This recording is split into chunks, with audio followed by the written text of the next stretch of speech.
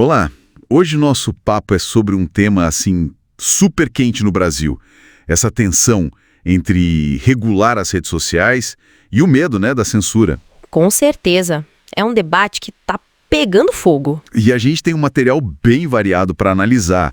Tem artigos, reportagens, declarações do Rui Costa Pimenta, do PCO, do Jair Bolsonaro, da Janja. Sim, da oposição também, comentaristas como Paulo Briguetti, Alexandre Garcia.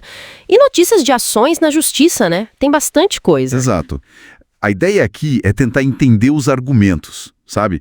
De cada lado. E os incidentes específicos que estão alimentando essa discussão toda sobre liberdade de expressão versus controle. Bom, vamos lá, vamos tentar desempacotar isso. Vamos. O ponto de partida, me parece, é a própria proposta de regular as redes, certo? Exato. A justificativa oficial, né, que vem da Janja e que a AGU também defende, foca muito em proteger crianças, combater desinformação, discurso de ódio. Sim, é um argumento com um apelo social forte, não dá para negar. Sem dúvida. Mas o que é fascinante é como essa mesma justificativa é vista com total desconfiança por outros, né? Total. Figuras como Bolsonaro e o Rui Costa Pimenta, por exemplo, eles veem isso como quase um cavalo de Troia. Para censura política. Para controlar a narrativa. Exatamente. O Bolsonaro mesmo argumenta, segundo as fontes, que, olha, a lei atual já pune calúnia, difamação. Para que criar mais regra? Entendi. E aí tem o PL 2630, o tal PL das fake news, Isso. que fica ali como pano de fundo, né? Isso, ele intensifica esses medos. Para esses críticos, a percepção é que o objetivo real não é bem proteger, mas talvez silenciar quem discorda, sabe? E essa sensação de censura, ela não está só na lei, no Congresso. O Judiciário também entra forte nisso.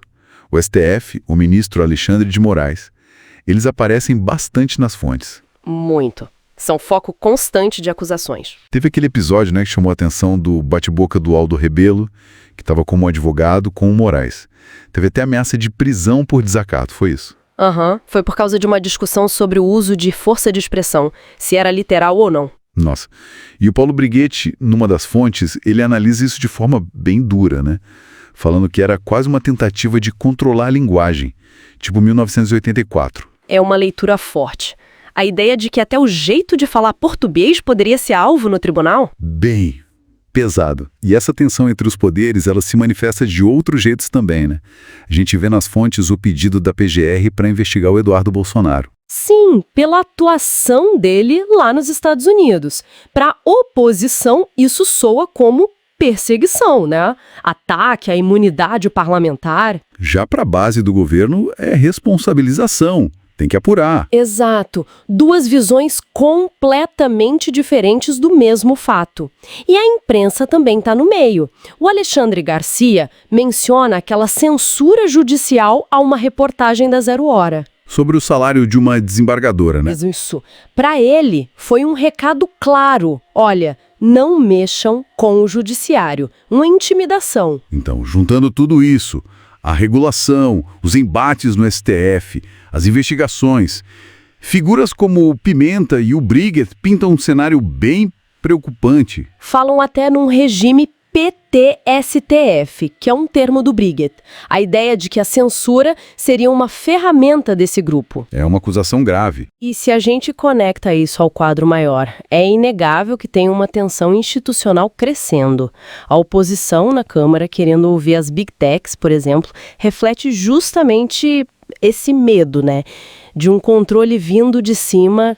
E falando em controle, uma coisa que me chamou a atenção nas fontes foi a Janja citar o modelo chinês como algo a ser, talvez, observado. O que isso significa exatamente? Bom, as fontes descrevem a China com o Great Firewall, né? Bloqueando o YouTube, WhatsApp, Google. E usando alternativas locais controlados pelo governo. Exatamente. Com vigilância massiva, apagamento de história, tipo o massacre da Praça da Paz Celestial, repressão religiosa, política. E o pessoal usando VPN para tentar furar o bloqueio, né? Que nem a gente viu aqui no Brasil quando bloquearam o X ou o Telegram. Pois é. Para quem critica a regulação aqui, esse modelo chinês é o pesadelo. É o exemplo máximo do que eles temem que possa acontecer no Brasil. Entendi. E as críticas do Rui Costa Pimenta, elas vão até além, né? Ele conecta essa suposta censura com uma agenda econômica. Sim, ele fala em submissão ao mercado financeiro, em órgãos como o IBAMA ou agências reguladoras atrapalhando o desenvolvimento. Ele cita o caso da Enel, por exemplo, como ineficiência que prejudica o país. E essa linha de raciocínio, ela se conecta com a análise do Paulo Briguet, né? Que vê imposto alto e censura como duas obsessões que devoram o Brasil.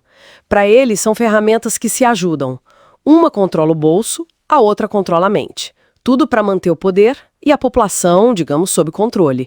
É uma visão bem pessimista. Então, o que a gente tira disso tudo? Fica muito clara essa tensão central, né?